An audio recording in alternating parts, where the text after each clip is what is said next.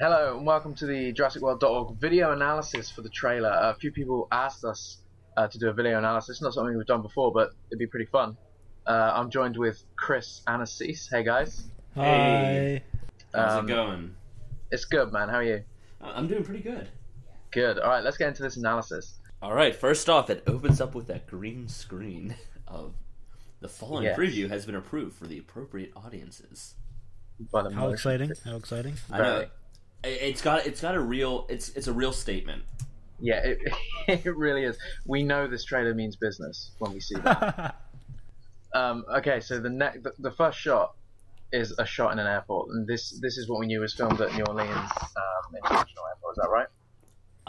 It's not called that. So I mean, right away you've got an establishing shot. You've got Ty, you've got Nick Robinson, you've got Judy Greer, and then is his name Andy Buckley? Andy Buckley. Andy Buckley. Yeah. I'm so glad he's not playing a law type as well. I think that's really interesting. Usually he'll he be in plays the movie kind of for a guy like in 2 a suit. seconds. Yeah, he will. But it's nice to see him. You know, he's like a nice dad there in the background. It's like he went home from the office to his family, and this is it. Yeah, he's it's got like a continuation. Outside of the office, he deals with some very interesting things. Yeah, he knows things. In danger. He knows things. Yeah, but it's pretty obvious from this setup anyway. Judy Greer plays Ty Simpkins and Nick Robinson's mum in the film, which is something we all figured. And it makes, because she says, people are like, oh, they're sending their kids to the island. That's kind of weird to not go with your kids to the island. But when you realize that they have family as in a high position on the island, it kind of falls into place a little bit more. Yeah. I have a question. Go on. Why is what's her face? Why is she saying, "I'm so proud of you for going on this trip"? Yeah, I was thinking that as well. It's such a weird line to sort of have in the trailer because it's very like, well, what's happened to the kid? Kind of Here thing. comes my question: do you think Andy Buckley is their dad, or do you think he's just her boyfriend? Dad. Oh, okay. That's a good question. No, he's boyfriend. Because I'm wondering if they're kind of doing a tribute to the first Jurassic Park, where like maybe they're going through a divorce or something, so to kind of get the kids away from all the drama, they're sending them to the island or something like that, so they can enjoy themselves. And Ty Simpkins may look up to Chris Pratt's character, like As a daddy-o? Yeah, like Tim did in the novel, looking up to Sam Neill, and obviously in the film, but it was more in the novel. Because as soon as she said like, "I'm so proud of you," I'm like, I mean, there's something a little like this kid doesn't look excited to go to the island full of dinosaurs. He seems like he's dealing with something at the moment. So yeah, and the same with Nick Robinson's character. It reminds me of the son in War of the Worlds. You know, the way he's just completely disinterested in absolutely everything. I hope they don't go that route. I hope they don't go that far. It's not my favorite plot point in the movie. But as long as he just plays kind of the big brother role, like he might be a bit of an ass and try to like act like he's not into things, but if it's more of like for Ty's sake, so it's not necessarily for the audience's sake, then it'll work a little bit better. They make a point of hanging on a close-up of Nick Robinson doing kind of like an eye roll, so it obviously does mean something. I don't know how big a part it will play, but obviously the conflict needs to be there in that sense. And he may be the kid they're talking about who's on his phone in front of a T-Rex. Yeah, exactly. You know. But yeah, I mean, that scene's very short, but she says a really interesting line. What is it she says? She says, "And remember, if anything chases you, run." But, you know, she's being... It's funny. She's being funny. Because funny. It's safe. Obviously... Jurassic World's supposed to be safe. Yeah, that's a weird line to say to your kids still. That's kind of funky. I mean, I think that's something that my family would say. So then we open on the Universal logo, which is the new logo they've just come out with. Oh, it's beautiful. And I almost felt like the globe was almost bringing us to Isla Nublar right there. And I really like the way the Legendary logo was integrated within the Universal logo. Shadow. Come here, Shadow. Yeah, no, I liked that. I'm glad the Legendary logo was there. Obviously, we knew it was going to be, but it's nice to see. And the blend was good. It wasn't too long. Yeah, exactly. The Amblin logo. Where the hell is that? I guess because it's not Spielberg direct. I mean, no, it's Amblin. Amblin's on the it's on the posters and on the website. It's just probably not worth a title card logo for a trailer. The trailer goes to the Isla Nublar ferry. I believe that boat was already in Hawaii. Is that right? There was like they use it for tours. It's like a cruise kind of thing. Yeah, they filmed it. That's what Real Tours was talking about. Like they filmed really early, so nobody really got pictures of this thing. But like they knew it happened. The helicopter was out there flying over it in Hawaii and everything like that. And I mean, it looks beautiful. It looks like this nice luxury yacht. It's got the Jurassic World logo on the front of it, like the T-Rex. I think their mistake was when they were finished filming, they didn't take the Isla Nublar and the Jurassic logo off the boat. Because I think if they did that, we'd be oblivious. Exactly. And it fits. I mean, it looks like... We know the park's been open for 10 years. This looks like a yacht that's been in service for about 10 years. Like, it doesn't look old. It just doesn't look absolutely brand new, pristine. Like, it looks like something real that's being used. And, which is great. And it pans. And then, it goes to a shot of the island. Which is gorgeous. It's so nice. Yeah, I love it. I love that shot. The way the light is playing off the water. And just the island in the background. The sky. Everything about it just looks perfect. Yeah. It really does. We're going back. We wanted that shot. It's a magical shot. Yeah, it's a beautiful shot. Well, after that, we have the On June 12th, which is the first title card. And if people, like casual fans that are watching this trailer and didn't know, if they're in theaters, and they didn't know they were watching a Jurassic World trailer before that, as soon as they see that font, they're probably going, is this a Jurassic Park movie? And then you have this shot which reminded me of Godzilla with the kid on the train.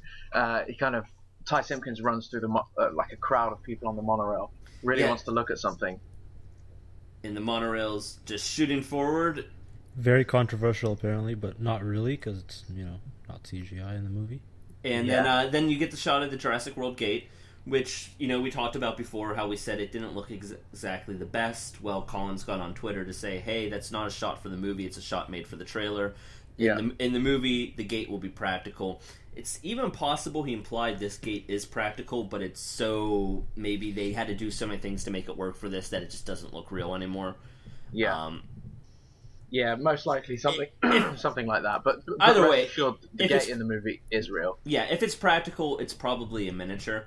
The gate opens, the monorail starts to go through, and then we get the second title card that says the park. Real quick, back up real quick. So when the gate's there and he said, hey, all that foliage is CG, I think the reason why they did that scene that way, they wanted the CG foliage to block the rest of the island. They wanted only the gate to show you. Probably in the final movie, you get to see everything.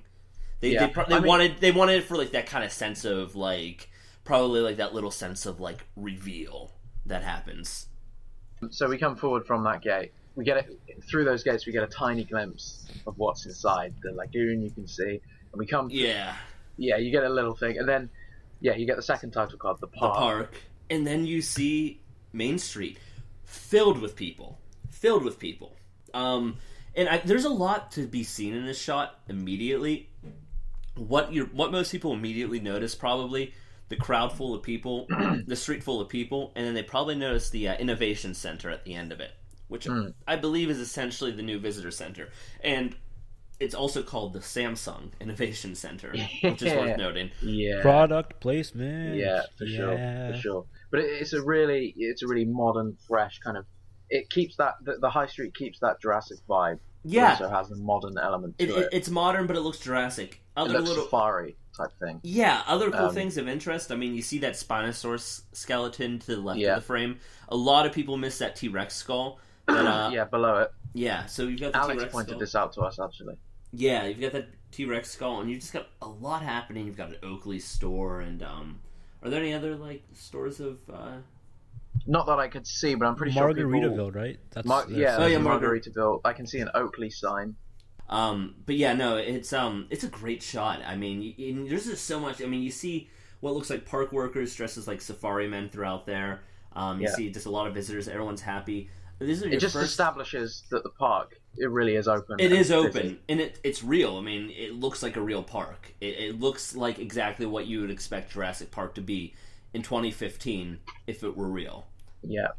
It's kind of like the streets in Operation Genesis when your park's doing well. It's just packed. In a lot of ways, this is Operation Genesis, the movie. I love it. I love it. I love it. So we keep playing. Loads of crowd of people, and is open. Second part of the tagline.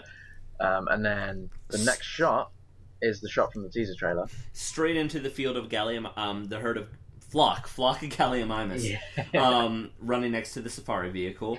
And what's awesome is that shot at the same spot as the Gallimimus stampede in the original Jurassic Park. Nostalgia. So fun. It's great. I mean, like, the Gallimimus live there on the island, and they still live there on the island. It's fantastic. It really kind of sets the tone. And the Gallimimus look really nice. They look like their Jurassic Park iteration. They're slightly different from the original Gallimimus, am I right? Yeah, they are slightly different. So their chest is a little less defined from the neck, and their arms are a little wonkier. If there's one thing they didn't do right, it's the arms. They're not necessarily wrong. There's something about them throws me off. I swear they, like, tucked them to the body better in the first film. But otherwise, yeah, they look basically the same. Maybe a little bit chubbier in the stomach, less barrel-chested in the chest, and maybe overall a little, like, thicker. I guess, yeah. A little plump. But, I mean, the heads look perfect. They look like the Gallimimus. And the colors are pretty close to the original Gallimimus, a little less auburn. Like, they kind of had, like, that orangish auburn, and now they're, like, a little bit more toned down. But they seem to have the same color patterns with, like, the stripes on the tail. Little bit of, like, the maroon... I don't know what color that is on their shoulders, but, no, they look great. They look like the Jurassic Park Gallimimus. Yeah, they do. There's no mistake when you see this shot that you're not looking at Gallimimus. This shot instantly reminds anyone of that first scene in the movie. And they look like an animal, and that's what's awesome about it. They look like this herd of this flock of animals that are just running next to a beautiful safari vehicle, which is also really cool looking. Yeah, it's a fantastic shot. It just establishes again the park is open and it's operational. And dinosaurs.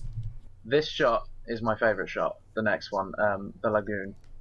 I don't know why. It's just such a great shot for me. Okay, so I'm a little torn on this shot. It's beautiful. It's like a painted picture. Now, my biggest problem right now is you've got this real river right here on the left-hand side with these real kayakers, but they filled in a lot of the shot with CG foliage. Yeah. And it's very obvious to my eyes, and it kind of like, instead of my eyes going immediately to the dinosaurs, something about that shot just kind of like the fact that there's a lot of CG foliage, it kind of takes away from the overall effect. I know what you mean, but the shot is still, when it's final VFX, that's going to look fantastic. Yeah, I'm hoping, honestly, with final VFX, maybe they just do away with the CG foliage. Maybe they just kind of stick with whatever they shot for real. Because if you, this is kind of going off subject, but if you, on the website that launched last night, there's another shot of the kayakers, there's no CG in it, and the river looks fine. Everything around them looks fine. Like, they could have easily just used the dinosaurs without all the additional CG foliage, and it would have worked all the better, in my opinion. Yeah. I mean, it's a little thing. It just kind of takes away from the effect of that shot to me, because there's no real need for it, but it's beautiful. Look at all these animals that are alongside the river. I love it. I love it. I can't wait to get that shot in HD and just kind of use it as my desktop background. Yeah, really have a look. It's nice like that. I mean, and it's great as well. Again, even closer interactions with the animals. And, honestly, I wouldn't be surprised if this movie if this shot's just for like a trailer to show the park is open, because I don't really see it fitting in necessarily. With the movie. I actually was thinking the same thing. I wonder if this is like this swooping shot is actually something for the trailer. It would not surprise me if there's a similar shot in the movie, but it's not this shot. Yeah, it could explain why the CGI is so like half done, because there's no point finishing CGI on this shot. It's not even bad CG. It's just you can tell it's not CG. Good. You can tell it's CG, and that's not necessarily a Jurassic Park thing usually. Very Hobbit. Yeah, I kind of got that feeling with the CG environment. But let's talk about the Stegosaurus real quick, because we haven't seen them since The Lost World, and they look a little different. They look moderate, mostly the same, but they've got a little bit more of like an auburn color for their. Well, coloring is going to change per movie anyway. Yeah, right? No, it looks really nice. If anybody listening to this has ever been to the Carnegie Museum of Natural History, the Stegosaurus and the mural that's in the museum actually have this exact same color palette. As soon as I saw that, I was like, I feel like I'm watching my local museum come to life right now. I love it. Nice. I love it. And it's great seeing Stegosaurus right next to Apatosaurus, because they're two dinosaurs that lived in the same time period together. And it's great seeing two dinosaurs that kind of actually would have interacting. The next shot that reveals the valley and reveals the gyrosphere station. Yeah. And look at that line for it. I mean, this is such a cool, weird but cool ride. It's just like you're in a giant hamster ball. And Yeah, it's kind of awesome. It's kind of sci-fi. It's unique. It's different. It's interesting. Yeah, it shows confidence for the park as well, and I think that's something that plays an important part. You know, like nature can't be contained. You know, they do all this, they put all the security they want, but it'll find a way. So something that a lot of people are wondering is you can see the gyrosphere on a track right there in this shot, and a lot of people are wondering, hey, is this thing on tracks all the time? Well, in Colin Trevorrow, he did a little interview with Empire Magazine, and he says it loads on a track, but afterwards it loads off the track and you get free roam. So that it answers the question. It is not constrained to the track. Yeah. So that's something that's going to be really interesting to kind of see, you know, what type of measures are taken to make sure people don't abuse that and get themselves into trouble. I'm sure there's probably sensors, and I'm sure that's probably like crush-proof glass, but we see it destroyed later on in the trailer. So it's I mean, we do. I mean, we'll get to that shot. But it's a beautiful shot. Lovely, this really nice sunny day. Everyone's happy. The next shot is the gyrosphere in action, which you can kind of see. Pretty much, it is on the grass. Ty and Nick are rolling right next to some apatosaurs. Yeah, awfully close to some apatosaurs. Yeah, it's really really nice shot actually. You see them kind of Nick's looking up to the dinosaur, and Ty's like, you can tell he's got a really excited grin on his face. He's really happy to be here. But yeah, it's a lovely shot. It kind of pans round and reveals the two dinosaurs. Are you guys happy to see apatosaurs in Jurassic Park? Yeah, man. I mean, I kind of wanted to see the Brachiosaurus again, but we still got a chance for some Brachiosaurs. The CGI in this shot, to be honest with you, when you pause on the dinosaur there, it's textured as hell. Nice. It looks great. Yeah.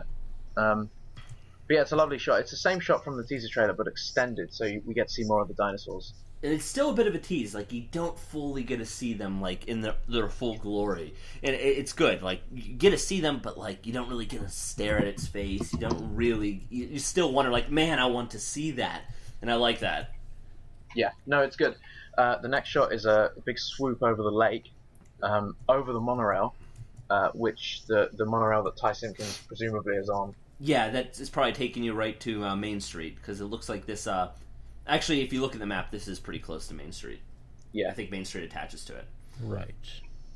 Yeah, but it's cool. The monorail goes past, we swoop over the lake, we come towards this huge crowd. This huge amphitheater. Yeah, this huge amphitheater overlooking the water. Which is very, very modern. Looks fantastic. I like how people are complaining it was all CGI. It's like, you're not going to build a whole fucking... That's a shot you can't do without it's like, CG. shut the fuck up already, you know? Yeah. Like, there are some, like, it's like, do you not want that in the movie? Because it's a really cool idea. It's just, there are things that have to be CG. You know, if you're gonna... criticisms are CG is fine, but you gotta pick and choose your battles, people. Yeah. And it's showing something massive, you know, it's building all over the whole island. They'd never be able to do that with Hawaii. I mean, I guess you could shoot a miniature, but once again, you're still going to use CG to tie it all together. Yeah. I mean, it's much cheaper, it's much easier. But we don't need to get into that. Then it's a huge shot. It kind of needed. It's a cool shot. Yeah, it's a great shot. The next shot cuts to Jaws hanging up there. You've got Bruce hanging upside down. Yeah. You've got a great white shark hanging upside down from a rope tether. Dead as can be. Yeah. It's just hanging there. It's like the bull in the first Jurassic Park, and you're kind of that's going to be fed. That's going to be fed to something.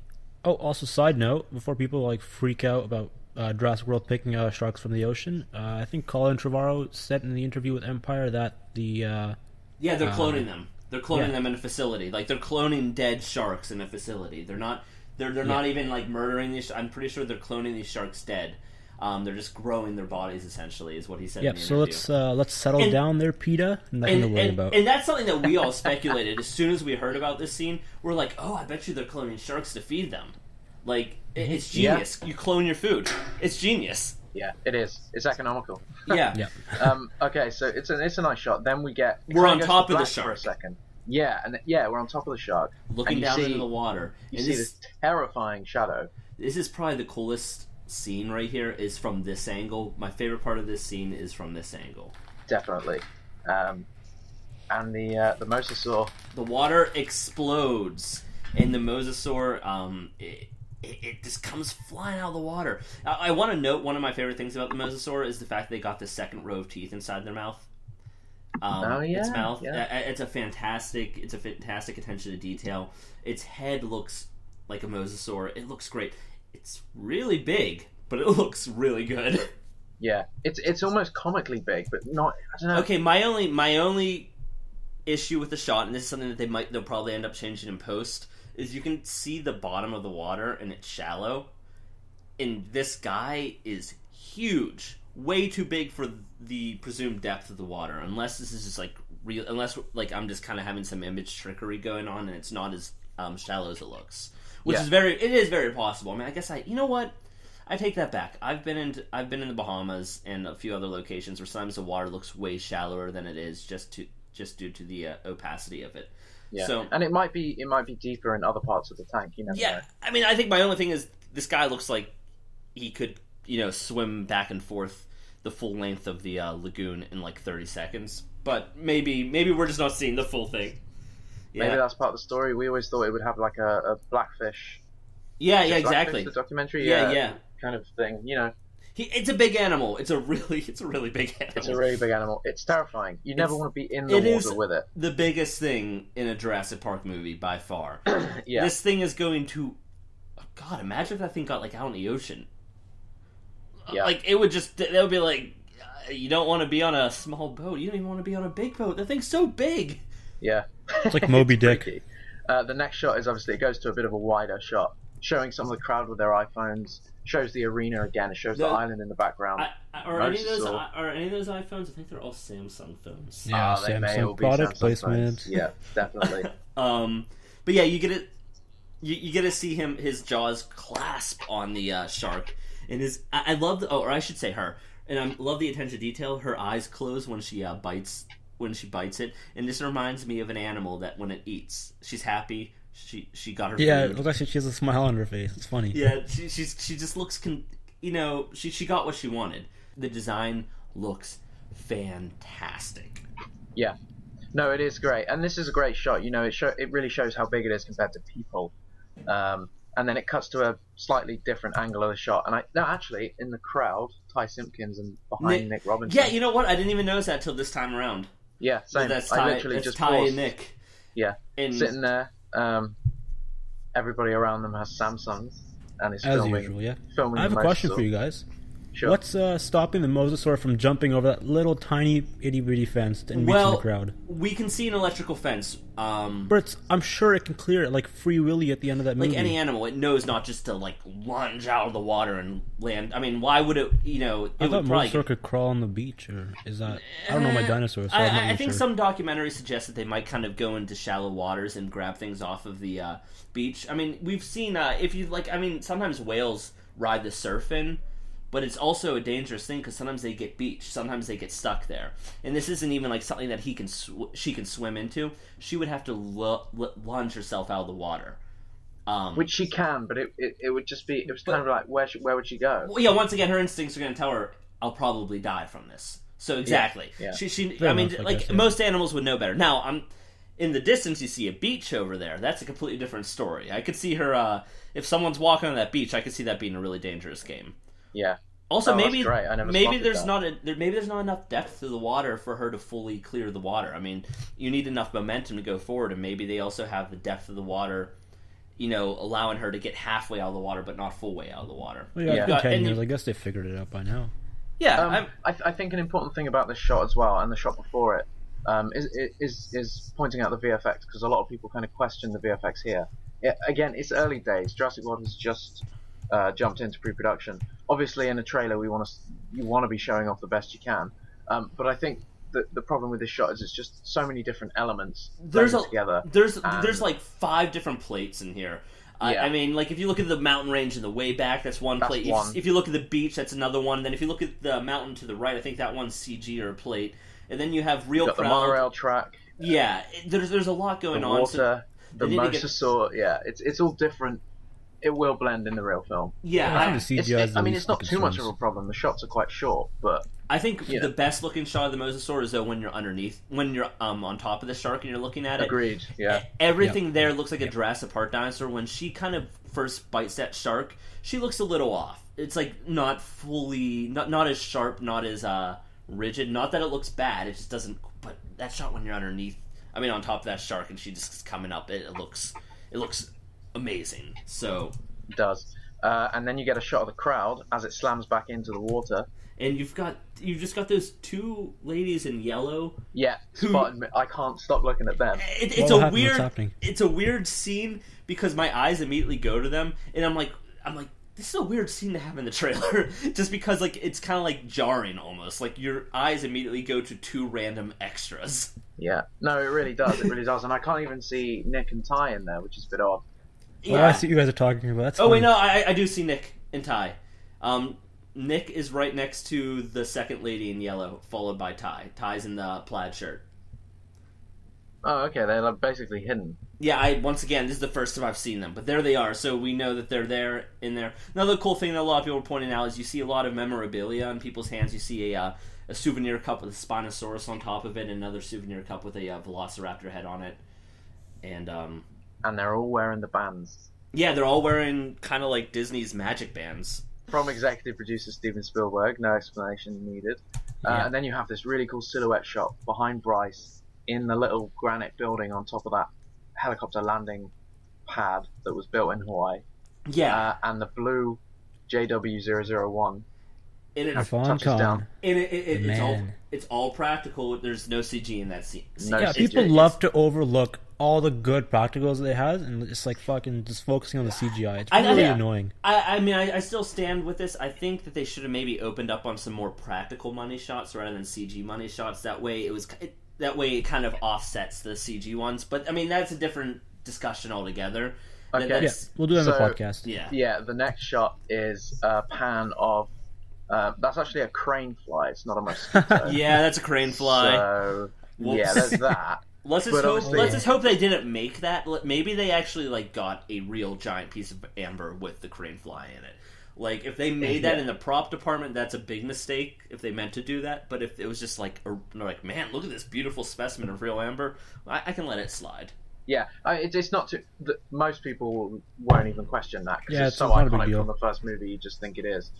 Pans past that, and then you get a nice track through the lab again, showing the eggs with the QR codes on them. All different sizes, and then someone comes in with a Samsung phone and scans the QR code. So that's going to be a tie-in. I actually don't think that's a Samsung phone. I think that's actually a scanner. It's a device, yeah. Yeah. Yeah, so the next shot is of Bryce introducing their the first dinosaur. Genetic hybrid.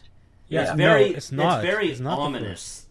It's not the first. What do you mean? You know, she's like saying it's the first genetic hybrid dinosaur, right? It's like all the Jurassic Park dinosaurs are hybrids anyway. That's a little different though, because they were filling in the gaps of code, but trying to stay as close to the original as possible. What they're doing is they're filling in the gaps of code with other completed code from other dinosaurs. I don't like this line. Okay, but it's pretty cool. She's clean, she's well kept, and she's wearing white. You know, it's like it's showing off the really stylish section of the park. Yeah, it looks like she's making a presentation for some very important people. Important people, yes. And the Samsung logo is there twice in that shot. Where? On the TVs. On the TVs. Oh my god. Samsung play a big part. Oh gosh. But yeah, so that's a nice shot. She's introducing, and then we've got this kind of ominous shot, like of a spinal column. Spinal column. Yeah. Why are there cables hooked up to this? Cables hooked up to it. It's really interesting, and I think these are the kind of shots that we really needed to see because it shows you there's a hell of a lot more to what we're seeing. And it's you wonder, like, is this a failed experiment? Is this, what are we looking at exactly? Yeah, it's a nice shot. It just kind of zooms in ever so slightly. The next shot is in the Indominus Rex enclosure. All practical. Yep. All practical, and it's still up in Hawaii. And I love Chris Pratt's line where he just says, "You just went and made a new dinosaur." Probably not a good idea. Yeah. Everyone's thinking it. Yeah. Everyone's thinking it. But you cut to that shot of both of them. But you realize that brings up a really interesting point. Not everyone in the park knew that they were making this dinosaur. He seems pretty taken aback that this happened. Almost like it's a secret project. Exactly, but it's not like something that they're trying to be super secret about. Like, obviously, when they've talked about it, they've said, hey, this is our next big thing. So, but it's weird. It's like they kind of knew that they were pushing into dangerous territory, so they didn't tell anybody, and he seems to be an important guy. The fact that now that things are going wrong, they're bringing him in. Yeah, they're bringing him in definitely. now. Things have gone wrong apparently, but it's like, you know, what exactly is going on? Why didn't he know? Why wasn't he involved? And he looks worried. He looks sincerely worried in the situation. Yeah, looking out into the enclosure. So the next shot, continues on, fades out, fades in on Chris Pratt getting out of the lift, which is a shot from the teaser trailer. Yeah. He's built like a freaking bulldog. He's so jacked. And he's wearing apparently very similar, if not the same, jacket to Robert Muldoon. It's not the same, but yeah, it's definitely very similar dress. It's a throwback. A lot of people are mentioning like, hey, this movie's sort of like if you don't follow Alan Grant as the main character, but if you follow Muldoon as the main character, and like, or one of the main leads, and that's actually a really interesting idea. Like, you know, obviously he's going to have a little bit more fun and sass to him than Muldoon, but you know, he's definitely got that serious vibe to him as well. Oh, can we just say how bad the dialogue is here? Am I the only one who thinks that? It's like super cheesy. It's like too much, you know? No, I don't think. Okay, I don't think the dialogue. So bad. I don't think the dialogue's bad. I don't think the dialogue's bad. I think that the trailer relied too heavily on one-liners. I don't think any of the dialogue is bad. I don't think any of the dialogue is bad, but I think it's a little too many. You know, we went and did this. This was a bad idea. We shouldn't have done this. You know, it maybe could have used a little bit more fluidity in depth, but you know, it is what it is. Yeah. Okay. So we've got this pan up of these claw marks on the D-Rex enclosure, which is pretty freaky. They're massive claw marks, and you've got Chris Pratt touching them, and then it goes to the shot that Asees is talking about, where Chris Pratt says, yeah, that's the shot. Yeah. They say, "Do you think it just climbed up out of there?" God damn, I hate that line. I can't get over it. You know, do you think they climbed out of there? And, you know, the construction work that Chris Pratt's looking at kind of just looks like, this is weird, this isn't good. But Chris Pratt looks like he's kind of coming to a realization. He says it depends on what they cooked up in that lab. So the implication in this shot is the dinosaur broke out and they're trying to figure out how. But there's a shot later in the trailer that makes us realize. We'll go to it. Okay. This summer. Classic title card. Yeah, I like that. And then you've got the scene. One of the first images released was Nick and Ty holding this construction hat. A bloody construction hat ripped open. Yeah, and it pans up. Or it doesn't even complete the pan.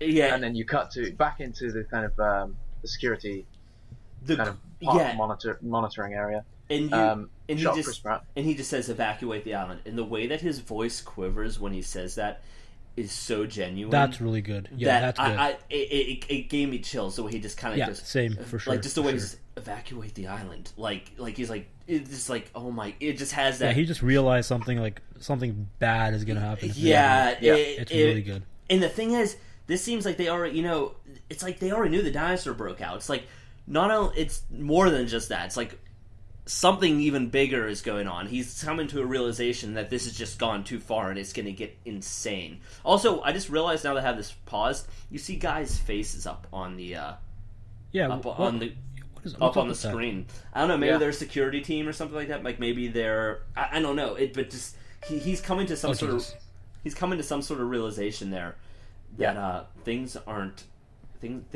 great. Okay, and then it's back to the same shot from the teaser trailer of Bryce.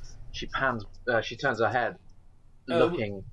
And we talked about this in the last podcast, but real quick, you see Jake Johnson and Lauren Lapkus as well in the shot. Yeah, and a map of the island, restricted areas all pointed out, and you see a load of security cameras. It's a pretty nice shot. Establishes the control room, basically. Yeah. And the next shot is also one of the best shots in the trailer. The gyrosphere hamster ball thing. Yeah. Destroyed. Absolutely thrown into the forest, it looks like.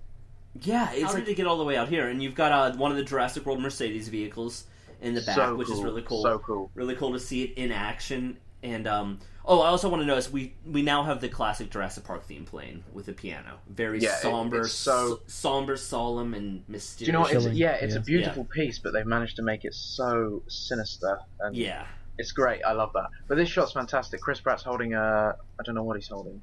Like some sort of rifle. It's got a really short barrel for a rifle. Kind of, I don't probably know. A trank gun. Yeah, that's what I'm thinking. It looks like a trank, It's got a scope on it, but a short barrel, so it's probably a trank. Yeah, and Bryce is in the background too, as is the Jeep. But I think what we take from this scene is that gyrosphere, I mean, it's just been destroyed. Yeah, absolutely destroyed. And there's a voiceover from Chris Pratt talking about the dinosaur, how he says, she's a highly intelligent animal. She's going to attack anything that she, stumbles upon, essentially. Anything that moves. Yeah. And he's holding... That's like a contradictory scene, though. It's like, look how smart it is. It kills everything that moves, no matter what. That's kind of contradictory. I mean, when you have an animal... Think of it this way. When you have an animal cornered, it runs. This animal's been in a pen. She's probably... For whatever reason, she's desperate to get out and kind of eat and just... this is an intelligent animal a very intelligent animal who basically should not be contained, and she's been contained for too long, so now she's kind of like, if something comes her way, she's going to panic and defend herself. That's what I get out of it. And also, she's probably hungry as hell. She hasn't eaten living things, she's just going. I mean, she's massive. She has to eat a lot, it would imagine. Yeah. He's holding. You think that's a tooth? Yeah, that's definitely a tooth. Tooth or a claw, right? No, that's a tooth. It looks tyrannosaurid, but it's hard to say. Yeah, Ooh. But either way, it's nice he's holding that, and Bryce again looks terrified in the background of this shot. Yeah, but the Jeep I love seeing like a Jurassic Jeep in a jungle environment. It's just great seeing it there. It's a beautiful shot. I kind of wish we saw more of the Jeep, but let's keep going. Shot of like a GPS watch, most likely a Samsung. It is. Oh god, it is a Samsung, and a drop of blood. And we reveal in the following shot. Is it? Wait, go back. What's he holding in his hand? He's holding like a husk piece of meat carcass or something like that. I don't know what he's holding. Is it bait, or did he find a piece of a dead guy on the ground? Yeah. I don't know. That's scary. He's on the ground. The next shot shows him looking up with an ACU hat on, Animal Control Unit, we presume. But and he's looking up. So the scary thing is, blood drips on him from the top, and then we see him look up. What's above him? Brilliant. I mean, we said in the podcast before him. this, we really wanted to see Hamada. Yeah. What's above him? Now we got to. And I love his outfit. It's very military tactical. Animal Control Unit. You could tell he means business. Yeah, definitely. Perfect casting too. Perfect casting. The next shot is like a track forward to Chris Pratt and Bryce Dallas Howard. Bryce is looking a lot more wear and tear here. Her clothes have all discoloured. Hair's a mess. This is later in the film, and they've been hunting. Yeah. What do you think they're looking at? They're looking over something, obviously, because it's low angle. They're looking over the lagoon, maybe. Maybe they're looking at the park, and maybe while I've been away, the old visitor center. Yeah, maybe. Yeah. I don't know. It's hard to say. All I know is they're definitely. She's got a tear in her dress. He's covered in mud. They look a little roughed up, so it's not like they've just been kind of like just at this point things haven't been great for them.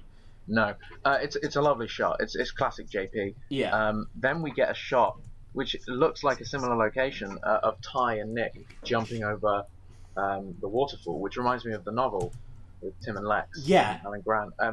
Which is what I really like about this. And obviously these they're not just doing this for fun. Something pushed them to that edge, and they had to jump or get eaten. Then you've got the underwater shot. They jump into the water. Lovely shot. Underwater is always cool. And then this is my favourite shot of the trailer. Oh yeah, for sure. Has to be my favourite shot of the trailer. It's so deepest dark in Lost World. It's so. It's terrifying. Yeah, it's a shot from. It's like a POV, and someone's being dragged. Imagine probably by their shoulders, and it's showing their feet as they're dragged deeper into the dark forest. What's interesting to note, though, is we assume that this is the I-Rex doing this, but if it was, this guy would be going. Yeah, he would be going up in the air. What has him? Is it? It's raptors, man. I think it's a raptor. I think it's a velociraptor. I think a raptor has this guy. Yeah. Dude, check this out. What if it's what if that's like a scene from like the cleanup section of the movie that starts before all this other nonsense? That's like a cleanup crew guy. I honestly don't think they're gonna do that, to be honest with you. That'd be sick. That could be the opening attack. That'd be so cool. It could work. It could work. Don't get me wrong. That would be pretty cool. That would make a great Jurassic Park inciting incident if they kind of made the year. It's like the year's 2003, and then you see like just them doing a little bit of cleanup, and then it cuts to modern day. Because every Jurassic Park does open up with like something before the main action that goes wrong.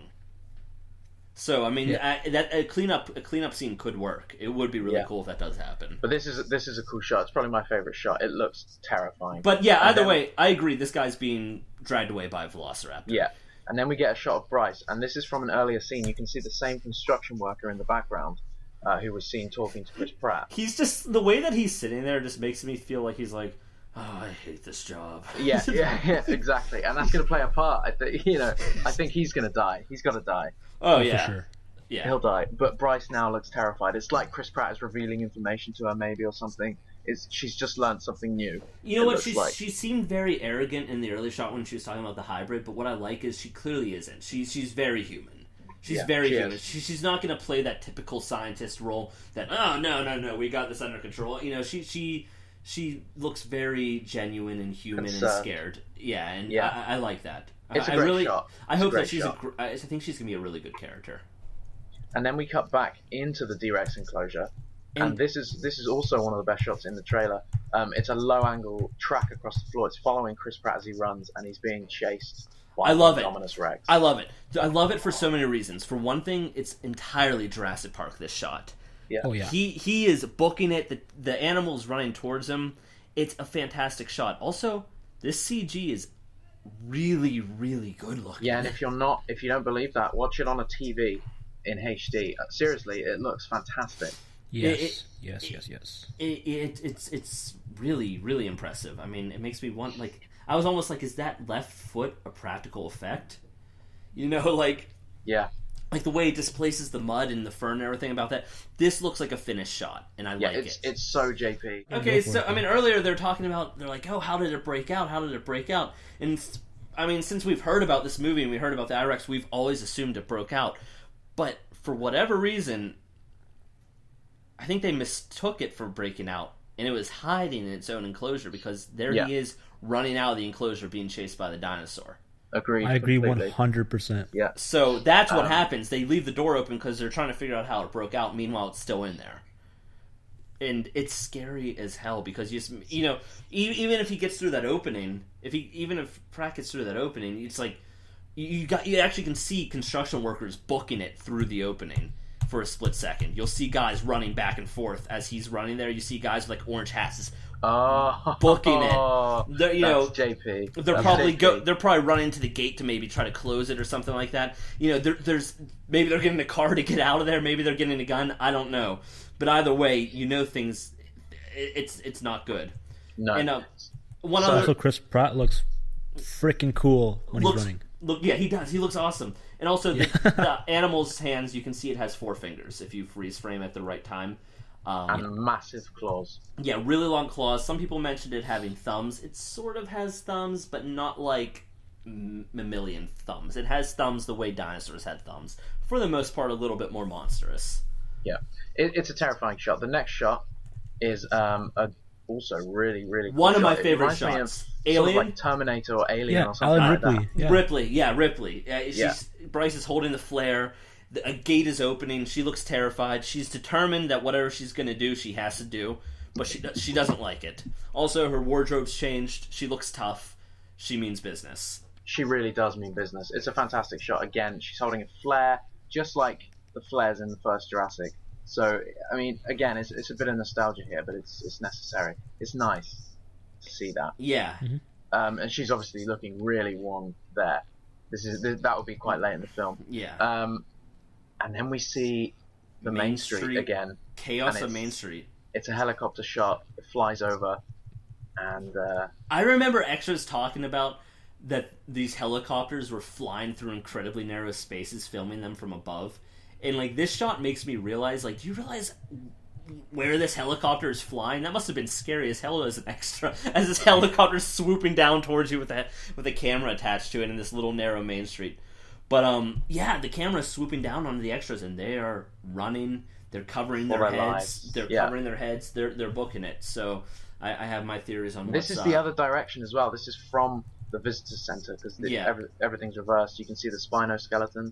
It's a great shot. And then through that crowd. Do you guys have any theories on what's chasing them? The Morphodons or Pteranodons or something flying. Yeah. I believe something flying as well. Because the way kind of people, you see a lot of people with their hands on top of their heads. Like a little hunched, a little hands on top of their head. That kind of gets me the feeling that whatever's coming in is coming in from above. Yeah. And then we cut to, in the same crowd, Ty and Nick running in this crowd. And you also see what looks like one of the workers there in the jumpsuit behind them. Potentially.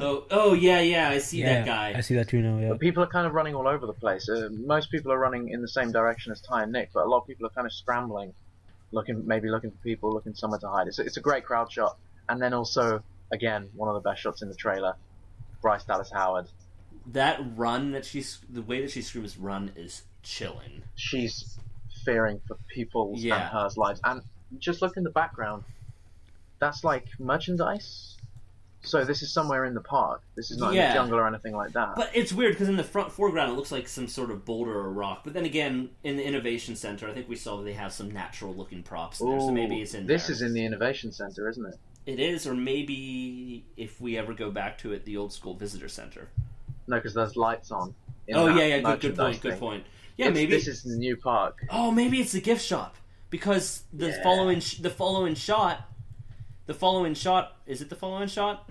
Yeah, the following shot. You see Ty sitting there in front of a Jurassic World T-shirt, and you see this spined looking, because you can kind of see the spikes on the shadow, just walking past him, covering his face, revealing just his eyes. And it's this animal. You hear it kind of like the low snarl of a hunting animal, like a gurgle almost. It's a chilling shot, and I mean Ty looks genuinely scared. Great little acting there. Great little actor. Yeah, he looks genuinely just terrified. It's gonna be a really cool shot to see, and it's beautifully framed. I just love the way his face is covered in shadow, and you see his eye. That's a shot. And then we get the logo, which is Chris Bryan's logo, and it fades out, and then this is the most interesting bit of the trailer. Yep. 4 raptors are released from holding kennels. Kennels, something like that. Yeah, and they are eager to get out. Very eager. They burst out of there and they run, and it's the classic raptor run. And if you look at the raptors, if you're able to get a good pause on them, they are JP1 raptors. Those. Yeah, they are. In their physicality is the original Jurassic Park Velociraptor. If you brighten up the scene, you can see they all have different colors and color schemes. Amazing. Each of them have a unique color pattern on them. It's kind of hard to tell what it is, but like one has a stripe sort of, the other one's sort of like red, the other one's sort of green. So they all have a sort of individuality to them, and that's exciting as well. So they burst out, and then we get a shot of Chris Pratt riding a motorbike, which looks epic, and then it cuts wider, and he's running alongside velociraptors that aren't going for him. They're insane. They're with him, and then they charge forward. Yeah, and they're not. So it's one of the more controversial shots. It's a really cool shot. It's a little controversial. A little bit. It's one of those things that you're like, well, okay, for whatever reason, it works for me. Maybe, for sure, it works for me too. Maybe it's because we heard rumors that scenes like this were going to happen in advance. Like, if I didn't know this was going to happen, I think I might be sitting there rolling my eyes. I think I've had enough time to kind of think about the idea and realize that it can work. Colin Trevorrow has answered questions on the Velociraptors and Chris Pratt, and I'm just going to quickly read the quote. Owen's relationship with the raptors is complicated. They aren't friends. These animals are nasty and dangerous, and they'll bite your head off if you make the wrong move. But there are men and women out there today who have forged tenuous connections with dangerous predators. That's interesting territory to me. And I think that's what we need to remember when watching the film, or at least just watching this clip in the trailer. They're not trained, but, Yeah, it's like, exactly. It's like the guy with the lions, right? It's like the lions let him into his pride, but another human, they'd easily attack him. Yeah, they wouldn't trust anyone, but they trust Pratt, and I bet you it's not a very good trust. Yeah, exactly. I mean, I imagine that it's very, very, touch and go. You got to be careful. But let's just go on that shot. When you see the raptor running forward, the raptor to his left that kind of overtakes him. Just look at that raptor, study its motions. It puts its head down and it charges, and it charges. Really wide mouth. and you can see its eyes glowing. Its arms tuck in a little bit more, and what's cool is you can actually see its stripe in that shot, and the stripe is sort of like a mix between the Jurassic Park 3 Raptor stripe and the Dilophosaurus stripe. It's got like a white outline and like a darkish, blackish blue color, and it looks really cool. It's a great shot. And that's the final shot of the trailer. June 12th comes up, and then you get the credits. And that's the trailer for Jurassic World. And yeah, it's still, it ended on that chilling music. And yeah, I would say the other interesting thing is Michael Giacchino is the third build person in the trailer. It says Chris Pratt, Bryce Dallas Howard, and then music by Michael Giacchino. That's very interesting that he's the third build. So all the music we heard, he composed it? No. The first music, it is stock music. Ew. Gross. Which was one of my complaints about the trailer. Immediately kind of opens up with very non-Jurassic Park sounding music. Like Inception type music. I like Dark Knight. Yeah, I feel like if they could have easily done Inception style music, quote unquote, with like a take on Jurassic Park theme. Like they could have like beefed up a Jurassic Park theme for the trailer.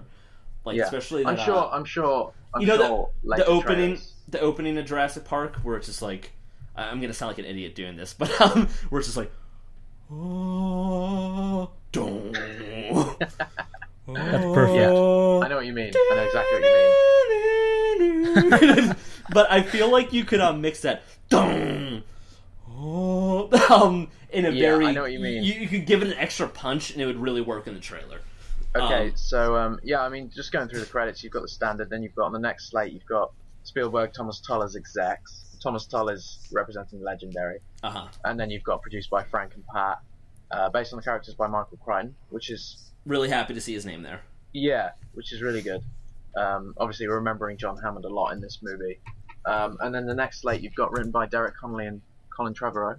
And also knows that Derek's name is before Colin, so maybe Derek was the primary writer with Colin being the secondary. I mean, I don't exactly know if that's exactly what it indicates or not, but his name is... No, it's nice to see that, and then you've got directed by Colin Trevorrow. But then we've got in theatres real 3D and IMAX 3D, which we knew because it shot 70mm. Visual effects and animation by ILM. Yeah, that I really like the fact that ILM got a little nod there and then for their work. JurassicWorld.com. Yeah, and then you've got hey, Asees, there's your Amblin logo. Yeah. Oh, there it is. Sweet. Yeah, Amblin, Legendary, and then you've got the Universal one there, and obviously Dolby. Standard trailer credits, and it's a fantastic trailer. Excited. Fuck. The park is open, guys. I can't watch more. Well, so we hope you've enjoyed the trailer analysis. We're also going to be releasing a podcast where we go much more in depth into the trailer. This is part one of the podcast essentially. Pretty much. We're breaking it into two different forms. Yeah, we just wanted to have a bit of a video analysis for you because obviously watching a trailer, listening to a video analysis, it'd be better if you could actually see, what we're talking about. I think. So we're doing that, but yeah.